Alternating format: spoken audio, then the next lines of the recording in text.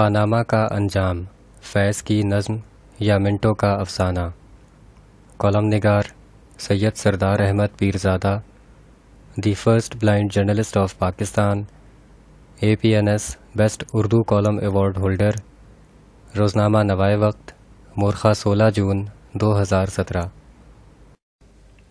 پاکستان میں کئی بار ایسا ہوا کہ کرپشن کے نام پر کئی تاج اچھالے گئے، کئی تخت گرائے گئے۔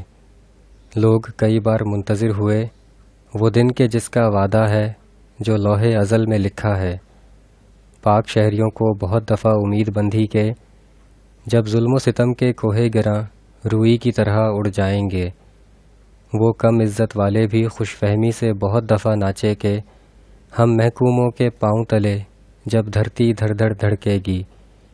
گھاس پھوس کی مانند عوام کا ہر بار خیال تھا کہ اور اہل حکم کے سر اوپر جب بجلی کڑکڑ کڑکے گی۔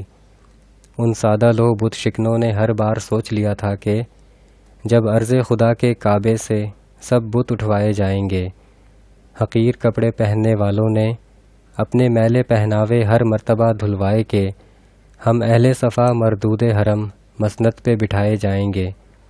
انہیں ہر مرتبہ یقین دلایا گیا کہ سب تاج اچھالے جائیں گے، سب تخت گرائے جائیں گے۔ ایمان والے معصوم شہری ہمیشہ یقین رکھتے آئے کہ بس نام رہے گا اللہ کا، جو غائب بھی ہے حاضر بھی، جو منظر بھی ہے ناظر بھی۔ بہرے کر دیے گئے ان کے کانوں نے ہمیشہ سننے کی کوشش کی کہ اٹھے گا انالحق کا نعرہ، جو میں بھی ہوں اور تم بھی ہو۔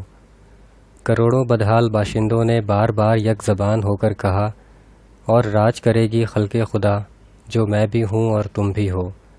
تبھی بھولے بھالے لوگوں نے آنکھوں میں بار بار خواب سجائے کہ لازم ہے کہ ہم بھی دیکھیں گے۔ لیکن گزشتہ 70 برسوں میں کب ایسا ہوا؟ کب خلق خدا نے راج کیا؟ ہمیشہ لوگوں کی امیدیں بجھتی گئیں۔ انہوں نے جسے بھی اپنی کشتی کا کپتان سمجھا، وہ منزل بھول دوسرے جزیروں کی طرف چل نکلا۔ راج کرنے کی لوگوں کی معصوم خواہشیں اپنے وعدہ معاف لیڈروں کی وجہ سے اکثر سازشیں قرار پائیں اور زمین پر گرے انڈوں کی طرح ٹوٹ کر ضائع ہو گئیں۔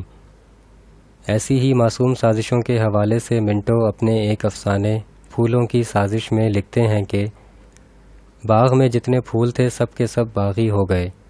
گلاب کے سینے میں بغاوت کی آگ بھڑک رہی تھی، اس کی ایک ایک رگ آتشی جذبے کے تحت پھڑک رہی تھی۔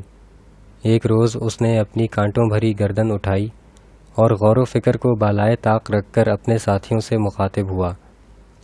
کسی کو کوئی حق حاصل نہیں کہ ہمارے پسینے سے اپنے عیش کا سامان مہیا کرے۔ ہماری زندگی کی بہاریں ہمارے لیے ہیں اور ہم اس میں کسی کی شرکت گوارا نہیں کر سکتے۔ گلاب کا منہ غصے سے لال ہو رہا تھا، اس کی پنکھڑیاں تھر تھرا رہی تھیں۔ چنبیلی کی جھاڑی میں تمام کلیاں یہ شور سن کر جاگ اٹھیں اور حیرت میں ایک دوسرے کا منہ تکنے لگیں۔ گلاب کی مردانہ آواز پھر بلند ہوئی، ہر ذی روح کو اپنے حقوق کی نگرانی کا حق حاصل ہے اور ہم پھول اس سے مستثنیٰ نہیں ہیں۔ ہمارے قلوب زیادہ نازک اور حساس ہیں۔ گرم ہوا کا ایک جھونکا ہماری دنیائے رنگ و بو کو جلا کر خاکستر کر سکتا ہے اور شبنم کا ایک بے معنی قطرہ ہماری پیاس بجھا سکتا ہے۔ کیا ہم اس مالی کے کھردرے ہاتھوں کو برداشت کر سکتے ہیں جس پر موسموں کے تغیر و تبدل کا کچھ اثر ہی نہیں ہوتا؟ موتیا کے پھول چلائے، ہرگز نہیں۔ لالا کی آنکھوں میں خون اتر آیا اور کہنے لگا، اس کے ظلم سے میرا سینہ داغدار ہو رہا ہے۔ میں پہلا پھول ہوں گا جو اس جلاد کے خلاف بغاوت کا جھنڈا بلند کرے گا۔ یہ کہہ کر وہ غصے سے تھر تھر کانپنے لگا۔ چنبیلی کی کلیاں متحیر تھیں کہ یہ شور کیوں بلند ہو رہا ہے۔ ایک کلی ناز کے ساتھ گلاب کے پودے کی طرف جھکی اور کہنے لگی، تم نے میری نیند خراب کر دی ہے، آخر گلا پھلا پھلا کر کیوں چلا رہے ہو؟ گل خیرہ جو دور کھڑا گلاب کی قائدانہ تقریر پر غور کر رہا تھا بولا، قطرہ قطرہ مل کر دریا بنتا ہے۔ گو ہم ناتواں پھول ہیں، لیکن اگر ہم سب مل جائیں تو کوئی وجہ نہیں کہ ہم اپنی جان کے دشمن کو پیس کر نہ رکھ دیں۔ ہماری پتیاں اگر خوشبو پیدا کرتی ہیں تو زہریلی گیس بھی تیار کر سکتی ہیں۔ بھائیو، گلاب کا ساتھ دو اور اپنی فتح سمجھو۔ یہ کہہ کر اس نے اخوت کے جذبے کے ساتھ ہر پھول کی طرف دیکھا۔ گلاب کچھ کہنے ہی والا تھا کہ چنبیلی کی کلی نے اپنے مرمری جسم پر ایک تھرتھری پیدا کرتے ہوئے کہا، یہ سب بیکار باتیں ہیں، آؤ تم مجھے شعر سناؤ، میں آج تمہاری گود میں سونا چاہتی ہوں۔ تم شاعر ہو، میرے پیارے، آؤ ہم بہار کے ان خوشگوار دنوں کو ایسی فضول باتوں میں ضائع نہ کریں اور اس دنیا میں جائیں جہاں نیند ہی نیند ہے، میٹھی اور راحت بخش نیند۔ گلاب کے سینے میں ایک ہیجان برپا ہو گیا، اس کی نبض کی دھڑکن تیز ہو گئی۔ اسے ایسا محسوس ہوا کہ وہ کسی اتھاہ گہرائی میں اتر رہا ہے۔ اسی نے کلی کی گفتگو کے اثر کو دور کرنے کی سعی کرتے ہوئے کہا، نہیں، میں میدان جنگ میں اترنے کی قسم کھا چکا ہوں، اب یہ تمام رومان میرے لیے محمل ہیں۔ کلی نے اپنے لچکیلے جسم کو بل دے کر خواب گوں لہجے میں کہا، آہ میرے پیارے گلاب، ایسی باتیں نہ کرو، مجھے وحشت ہوتی ہے۔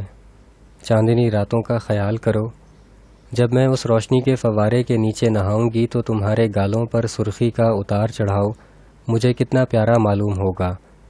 چھوڑو ان فضول باتوں کو، میں تمہارے کاندھے پر سر رکھ کر سونا چاہتی ہوں۔